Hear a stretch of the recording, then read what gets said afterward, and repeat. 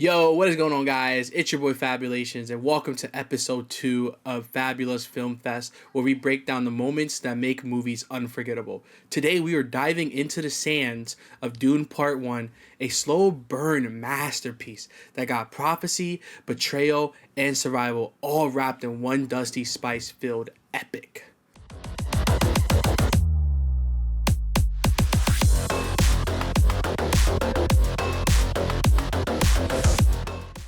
I just finished watching Dune Part 1 and I got a lot on my mind, like how betrayal and destiny are baked into every grain of Arrakis, how Paul's visions are more than dreams, their warnings, and how this story is less about royalty and more about awakening power. Let's talk about what really hit me. The setup of House Atreides. They were sent to Arrakis as a political move, but in reality, it was a trap. A full betrayal by the great houses and the Bene Gesserit, who feared the potential of Duke Leto uniting with the Fremen. But ironically, the betrayal is exactly what pushes Paul into his destiny. This wasn't just about spice. It was about shaping the one who they would come to fear, known as other names Paul Atreides went by, Mahadid, Lisa Gibson, or the Quetzalcoatl Harechi. Basically, all those three names across the entire Dune universe, they would fear who Paul Atreides would become. Leto Atreides wanted peace and strength through unity. He respected the Fremen, but the Emperor and the Harkons feared that kind of power. So they set him up. What they didn't realize is this is what sent Paul straight into the arms of faith. And the Fremen, they don't just see him as a stranger. When the Atreides fell, everyone's mission became clear. Protect Paul at all cost. There's a moment in the film where Paul tells Duncan Idaho, his mentor, his friend, that he had a vision of him dying. He doesn't understand why yet. And when the Harkons launch their surprise attack at night, that vision becomes reality. Duncan gives his life to protect Paul, fighting to his last breath to get him and Lady Jessica to safety. It's powerful because that sacrifice isn't just tragic, it's purposeful. Duncan believes in Paul's future even if he truly doesn't understand it. In that moment, it's the first sign that Paul is stepping into something way bigger than he ever expected. Later, Paul and Lady Jessica are running through the desert when the ground begins to shake.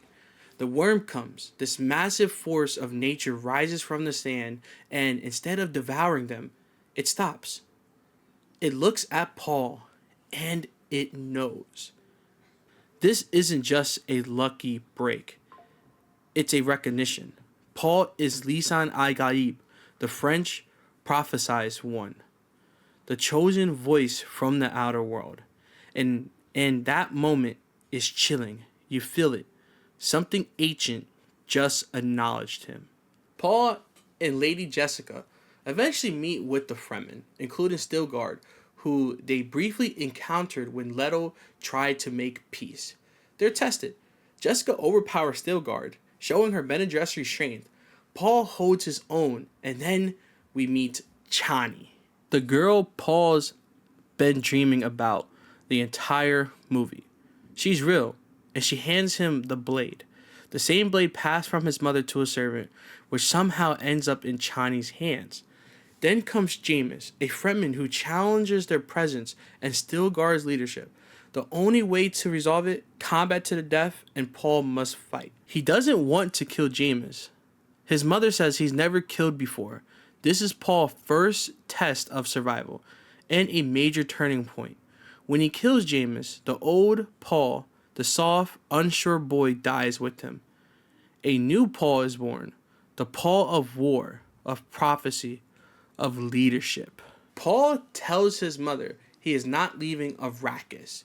His father once said we need to learn to harvest the desert power. And that's exactly what Paul plans to do.